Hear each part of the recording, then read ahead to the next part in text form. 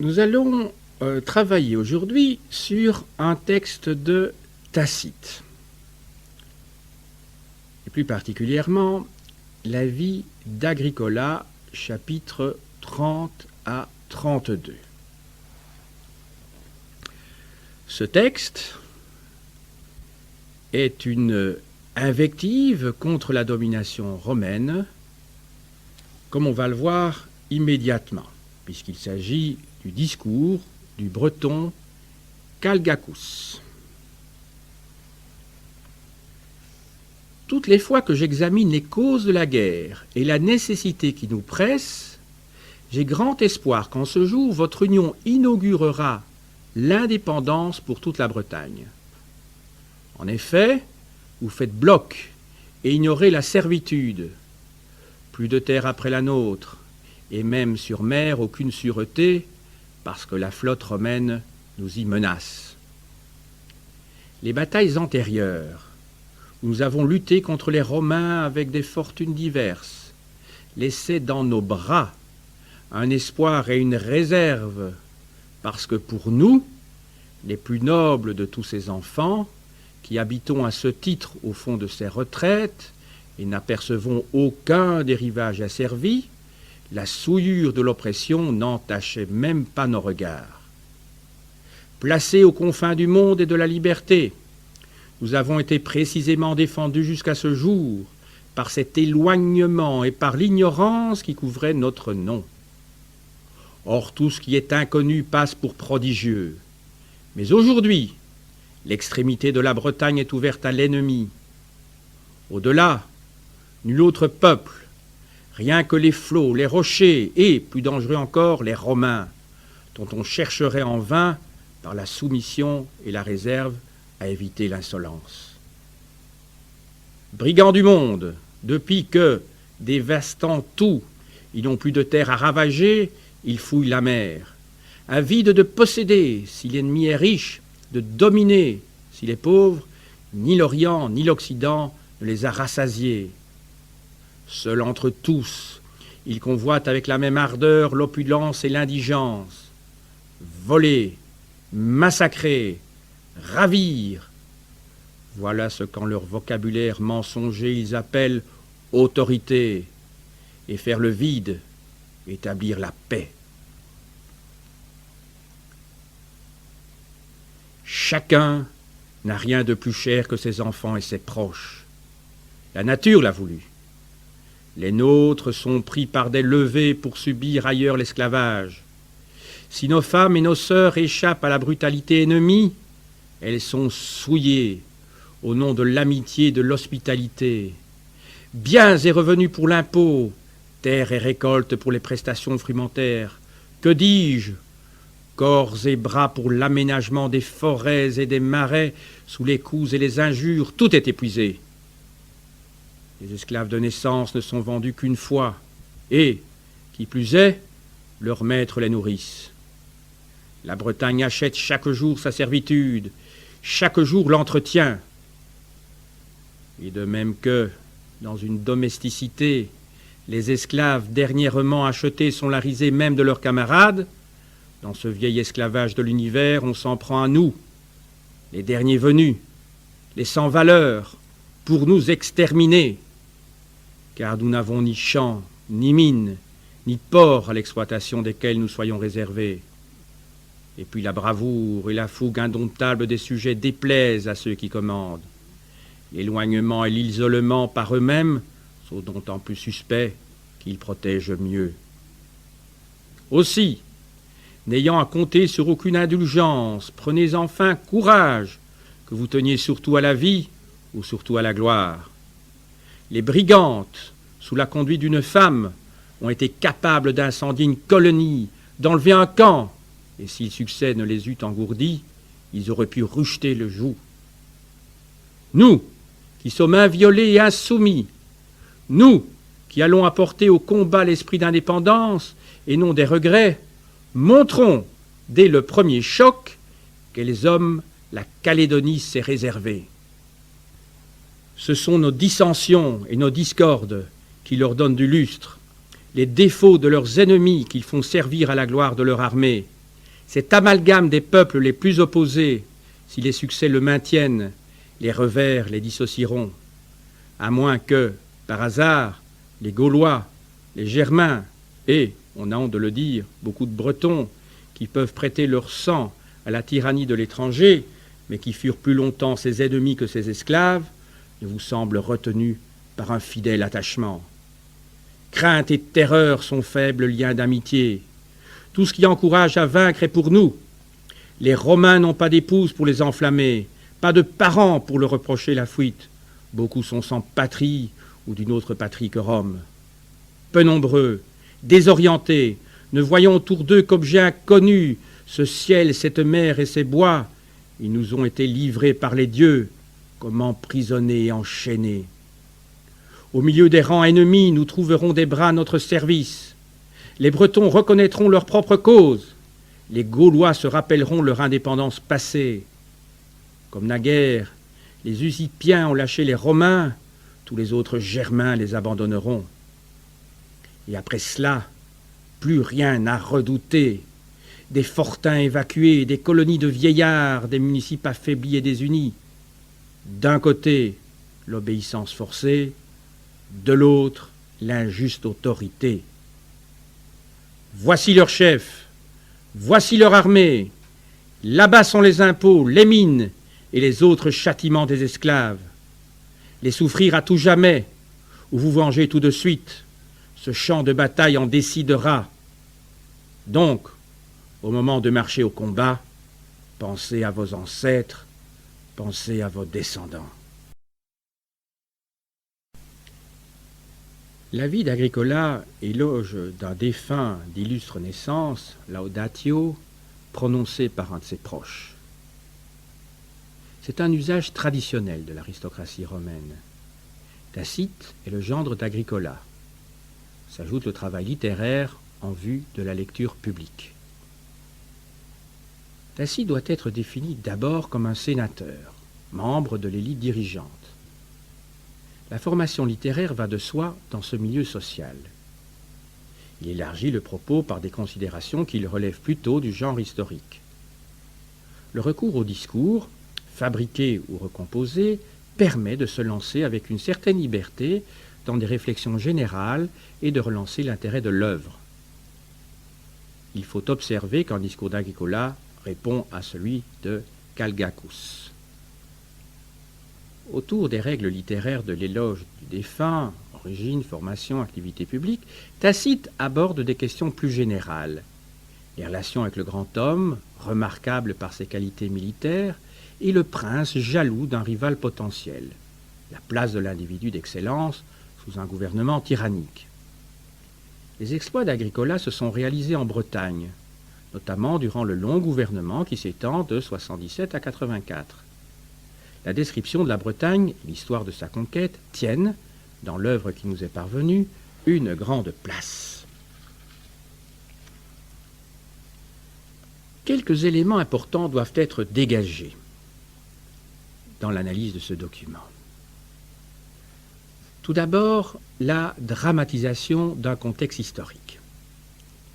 La campagne de 83 après Jésus-Christ, la dernière qu'entreprit Agricola, visait à parachever la soumission des peuples de Calédonie, c'est-à-dire de l'Écosse. Chez Tacite, elle apparaît comme l'aboutissement d'une conquête. Il insiste par plusieurs références de caractère géographique sur la position de la Bretagne aux extrémités du monde et par celle des Calédoniens aux extrémités de la Bretagne. L'épisode est situé sur une limite.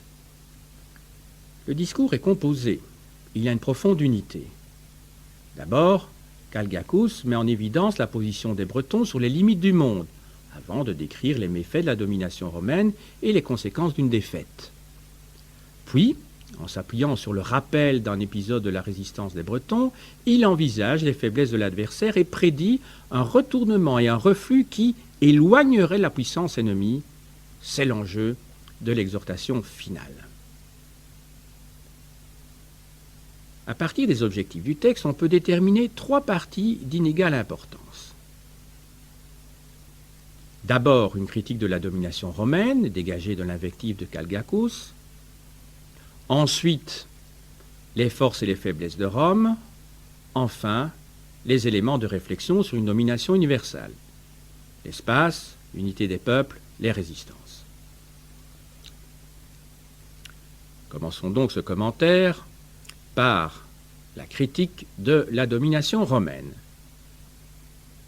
Cette dernière est fondée sur l'idée de l'exploitation des ressources des peuples et des pays vaincus.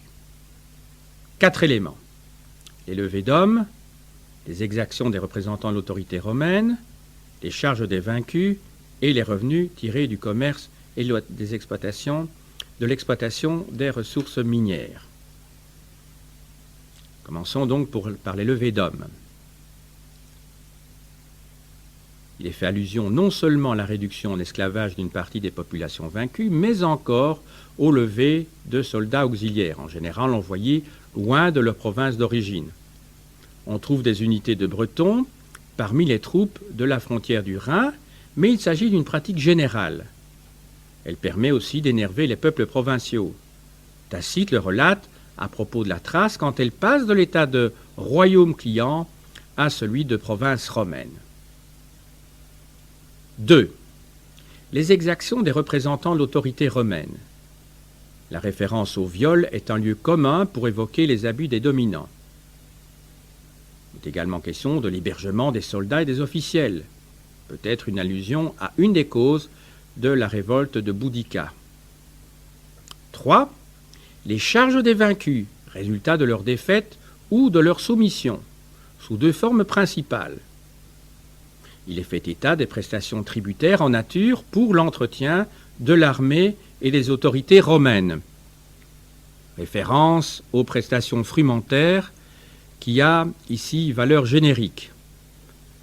Il est aussi question des corvées pour l'aménagement du milieu, en particulier de grands travaux de mise en valeur. 4. Et dernier point, les revenus tirés du commerce et de l'exploitation des ressources minières. La richesse de la Bretagne est légendaire et, dès la conquête, la province attira les trafiquants romains. Tacite associe 2 lieux communs de la littérature antique. Celui de la richesse de la région, c'est déjà cela chez Strabon, avec le thème du pillage du monde par les Romains. La plupart de ces rubriques relatives à la fiscalité ont une valeur générique. Le tableau que nous fournit ici Tacite ne comporte que peu de références précises à la Bretagne. Aussi pourrait-on compléter ces observations par celles qu'il apporte sur d'autres provinces. Deuxième point qui sera développé dans ce commentaire, les forces et les faiblesses de Rome. Dans le discours de Calgacus, la domination de Rome est violente, elle repose sur la force. Le bref rappel de la révolte de Boudica comporte des allusions aux colonies de vétérans. Il s'agit de la colonie de Camulodunum et à leur rôle dans les provinces comme noyau de romanité et aux camps, c'est-à-dire aux troupes d'occupation. La garnison de la Bretagne comportait alors 3 légions réparties à l'intérieur du pays. Il y a aussi en Gaule des stationnements d'unités dans l'intérieur des provinces au 1er siècle. Le discours note également le déracinement des soldats, éloignés de la terre ancestrale et sans famille, ce qui est conforme aux données de l'armée permanente augustéenne. Le recrutement des légions s'effectue alors, pour une part réduite, en Italie et pour une part de plus en plus grande dans les provinces occidentales, notamment les Gaules et les provinces ibériques. En opposition, Calgacus met en évidence que les forces de la coalition qu'il dirige reposent sur l'autochtonie, puisque ces hommes sont nés sur la terre même qu'ils défendent. Tacite joue sur cette antithèse en adaptant un thème de la littérature latine sur la force de la terre natale. Le discours note également l'importance des auxiliaires prélevés dans les provinces et aux marges de l'Empire, parmi les alliés, les Bataves. Ceux-ci sont de plus en plus nombreux dans l'armée romaine. L'importance des unités gauloises dans l'armée de Bretagne est incontestable. Enfin, le même discours note la présence de Bretons, levés parmi les tribus de la province romaine et insérés dans les processus d'assimilation. Les références aux Germains, aux Gaulois, aux Bretons s'expliquent parfaitement dans ce discours composé. Ce sont les peuples les plus proches du théâtre d'opération. Même si l'on peut retrouver une part de concret derrière les mots tacites, son propos se veut surtout général. Dernier aspect développé dans ce commentaire, c'est que le texte lu ici est une réflexion critique sur l'Empire de Rome en tant que domination universelle. La place des notations spatiales dans le discours et les observations sur la dynamique spatiale de la conquête aboutissent à valoriser la localisation limite de l'épisode et à opposer l'autochtonie des défenseurs à l'isolement des agresseurs qui sont dans l'éloignement et l'inconnu des extrémités du monde. Le recours aux antithèses du renversement qui prennent une valeur polémique. Sans que l'auteur en fasse sa conviction, le discours de Tacite s'inscrit dans la longue tradition d'opposition à Rome, connue en Orient et en Italie même à l'époque de la guerre sociale. De 91 à 89 avant notre ère, Rome est stigmatisée comme le peuple de loups qui a ravi la liberté à l'Italie. Galgacus exprime ainsi un point de vue qui le dépasse. Une inquiétude apparaît sur la capacité de la puissance romaine à maintenir la cohérence du rassemblement des peuples, soit par la force, soit par l'adhésion des vaincus à la politique du vainqueur. Il s'agit donc d'une interrogation sur l'unité et la diversité de l'Empire. Une inquiétude apparaît aussi à propos du rôle des peuples extérieurs qui pourraient inverser le cours continu des succès de Rome. Dans l'œuvre de Tacite, ce passage n'est qu'un aspect d'une large réflexion sur l'impérialisme romain. Conformément aux exigences du genre littéraire, il est tout d'une pièce. D'autres passages, dans la vie d'Agricola ou ailleurs, discours de Petilius Querialis au livre 4 des Histoires, discours de Claude au Sénat lors de sa censure au livre 11 des Annales, apportent des éléments en sens contraire et vantent les bienfaits de la domination romaine.